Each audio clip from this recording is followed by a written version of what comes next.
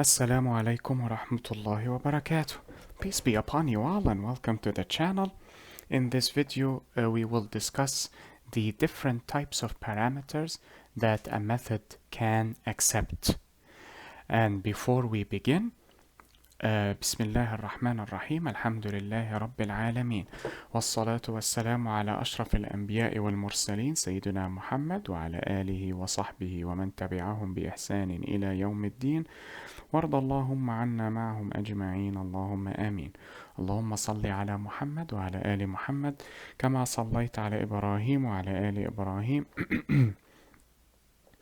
وبارك على محمد وعلى آل محمد كما باركت على إبراهيم وعلى آل إبراهيم في العالمين إنك حميد مجيد. We begin in the name of Allah, the most merciful in this life and in the hereafter, and we thank Him for all of His blessings that He has bestowed upon us, for they are innumerable. And we pray that we follow in the footsteps of Prophet Muhammad, peace be upon him, and his fellow companions. Amen. We also ask for prayers and blessings to be bestowed upon Prophet Muhammad, peace be upon him, and his family, as they were bestowed upon Prophet Ibrahim, peace be upon him, and his family. Amen. Now, just as a reminder, we will discuss the structure of a method. So, I will write a simple method, void, or actually I will say here, public abstract, or it doesn't necessarily have to be abstract because it could be final, it could be static, but normally these non-access specifier can be written consecutively. So we have public void display, and then here I will simply say system.out.println welcome. Okay, so let us dissect this structure. Just as a reminder, this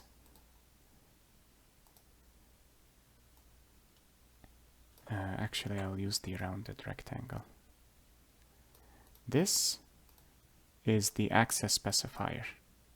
If it is not written, it is normally either the package or default, as we have mentioned, or it could be an abstract method, as we have seen in the access specifier, as we have seen in the abstraction subseries. Actually, I will leave it like so. Then we have the return type, and of course it can be of any type, but we will discuss this in a moment. Just in case I forgot to mention it in the previous lectures, I wish to be thorough. Return type, like so. Then we have the method name, also known as the method identifier, but for simplicity I will call it method name, the name of the method. Identifier, like so. Then we have the double brackets or the parentheses. That is known as the parameter list. Why? Because that is where we list our parameters, even if the parameters are empty or the parameter list is empty, we still refer to it as the parameter list. Now, where is the there we go. All of these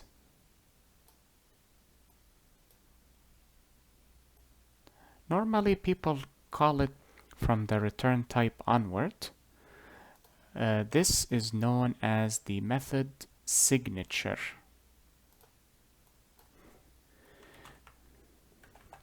Method signature, which must match if you are overriding a method either in abstraction or inheritance. Whereas this part here, this that is localized between the curly braces or curly brackets or curly parentheses, this is known as either method definition. That is the term used in C, but in Java people tend to use method implementation, but either or both are correct. Method definition or method implementation, or some call it method body, but since you have been introduced to interfaces, it is best if you know the term method implementation instead. Now, with regards to the return type, in case I did not mention it before,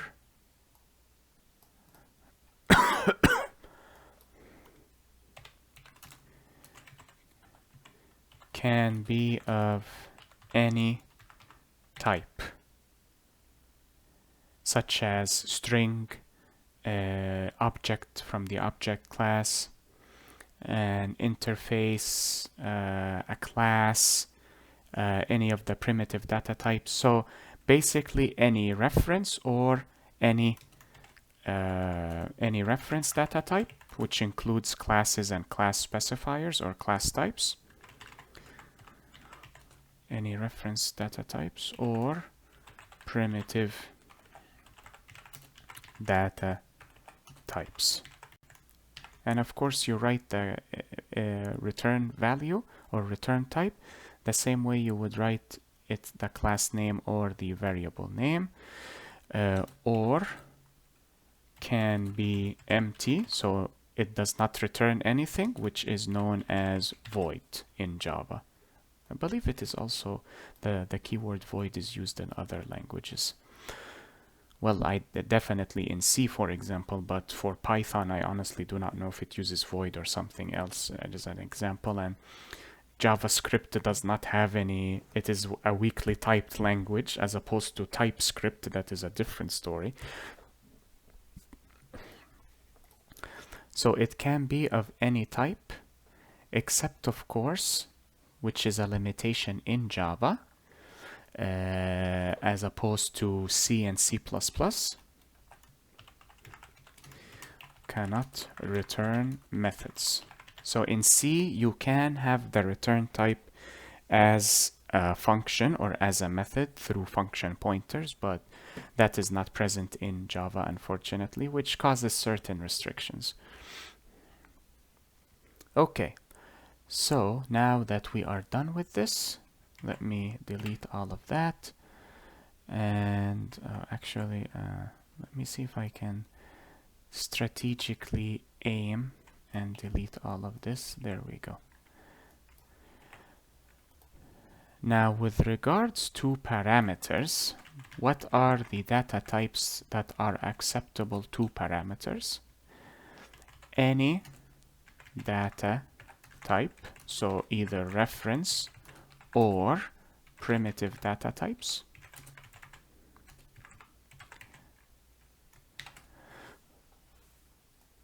So you can have your you can have a certain object that you create as a parameter and pass it as an argument later on.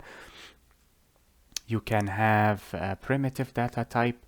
Any reference data type or primitive data type can be passed as a can be passed as an argument or listed as a parameter.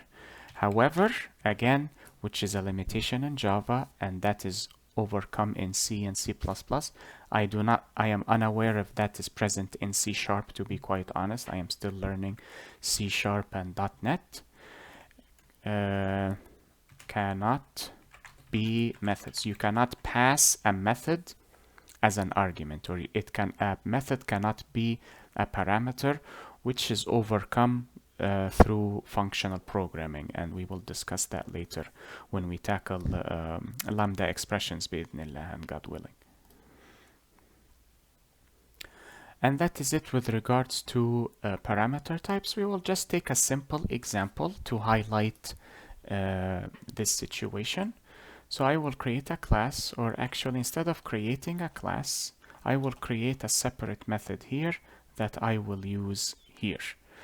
And remember, because this class has a static method of main, all the other methods should be static in this class, because I cannot invoke them using this in the driver class. But we will cover that in the main method lecture, inshallah. So I will say static display name as an example.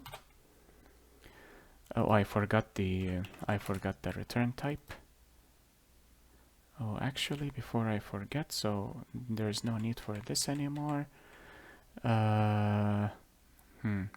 I wish to highlight that between the access specifier and the return type, that is where the non-access specifiers are placed, such as final, abstract, static, and so on and so forth. So between this and that is where the non-access specifiers are placed. And we have covered, so far we have covered, I believe we have covered 3: final, static, and abstract. Yes, 3. The other ones, if I recall correctly, they were a total of 7. We will not cover the remaining 4 just yet. So I will leave this here in case I need it later. And I wish to pass in a string, and I will call it name.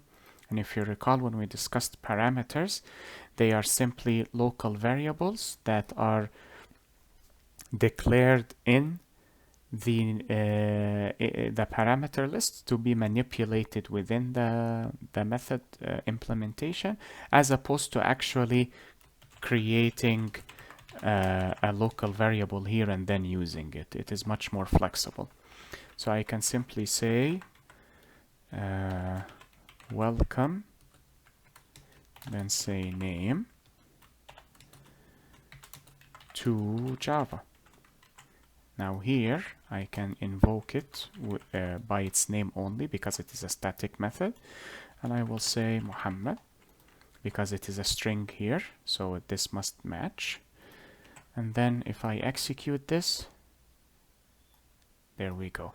So this was just a simple example of the different types, because I believe we only used primitive data types in previous examples. So I simply wish to highlight that you can have object-oriented programming in parameters and in arguments as well. As we mentioned, if it is in the method, it is a parameter.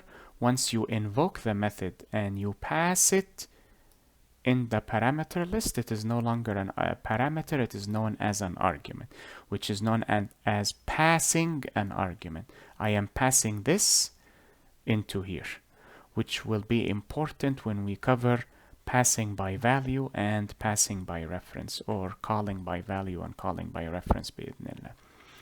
And that is it for this lecture. I hope this video was helpful and beneficial to you all. Enjoy the rest of your day, everyone. Be safe, take care, and peace be upon you all. Wassalamu alaikum wa rahmatullahi wa barakatuh. Allahumma salli ala Muhammad wa ala ali Muhammad, kama sallaita ala Ibrahim wa ala ali Ibrahim, wa barik ala Muhammad wa ala ali Muhammad, kama barakta ala Ibrahim wa ala ali Ibrahim, innaka hamidun majid.